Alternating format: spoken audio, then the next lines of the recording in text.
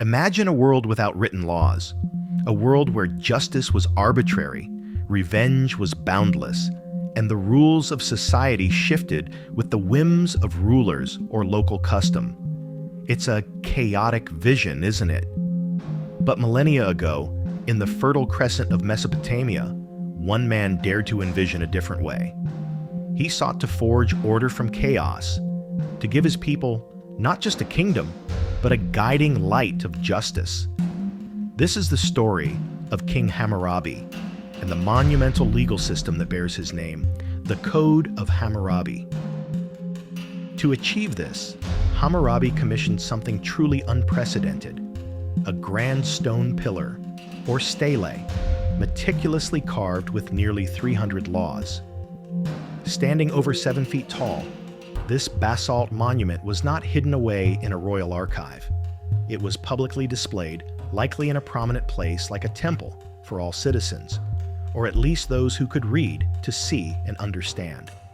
At its top, a striking relief depicts Hammurabi receiving these laws directly from Shamash, the Babylonian god of justice and the sun.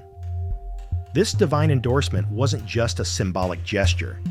It lent undeniable authority and sacred weight to every decree. The language itself was Akkadian, the common tongue, ensuring its accessibility.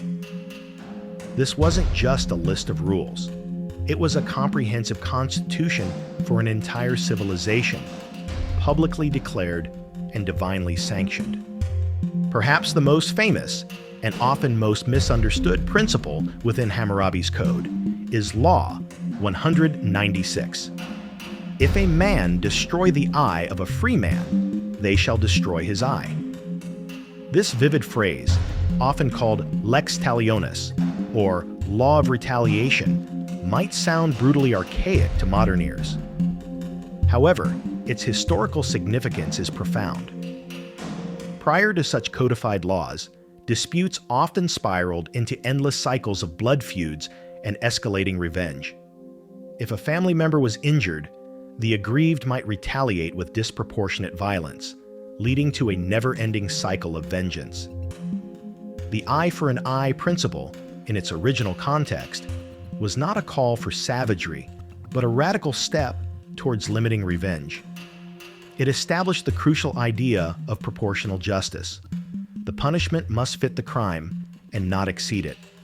It was a societal effort to bring balance, preventing a minor injury from erupting into a tribal war. It meant justice was measurable, defined, and, crucially, limited. Beyond personal injury, the code also pioneered the concept of professional accountability. Consider Law 229.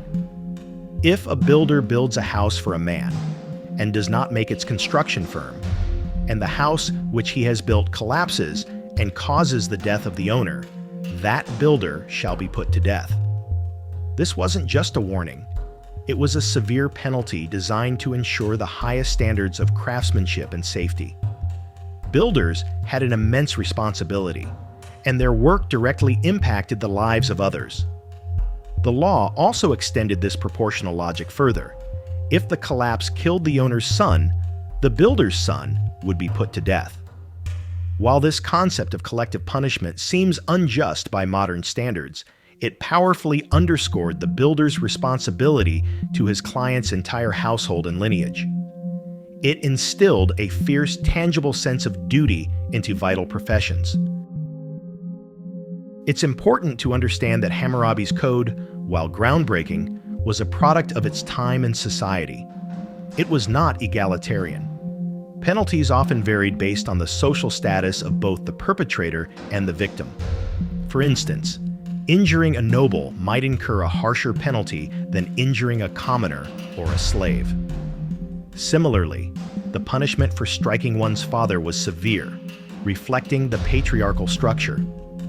The laws also addressed a wide array of civil matters, including marriage, divorce, inheritance, debt, and commerce. They regulated everything from irrigation practices to the pricing of goods. This detailed framework aimed to bring order to every facet of Babylonian life. protecting economic stability and social hierarchy. The Code of Hammurabi, written on stone nearly 4 millennia ago, represents a monumental leap in human civilization. It established some of the earliest comprehensive written laws, moving societies away from oral traditions and arbitrary rulings. It introduced the fundamental concept of proportional justice, laying groundwork that would subtly influence legal thinking for centuries. It enshrined the idea of public law, knowable by all, challenging the notion that law was solely the domain of kings or priests. While many of its specific applications seem harsh or unjust through a modern lens, its sheer existence, its ambition to codify justice, and its impact on the very idea of a legal system resonate even today. It reminds us of humanity's ancient and ongoing quest for order, fairness, and the powerful principle of the rule of law. The Code of Hammurabi didn't just carve laws onto stone. It carved a legacy that shaped justice for thousands of years. If you enjoyed this journey into the ancient world, don't forget to like, subscribe, and share this video. It truly helps our small channel grow. Thank you for watching, and I'll see you again in the next story from the past. Only here on Past Tense.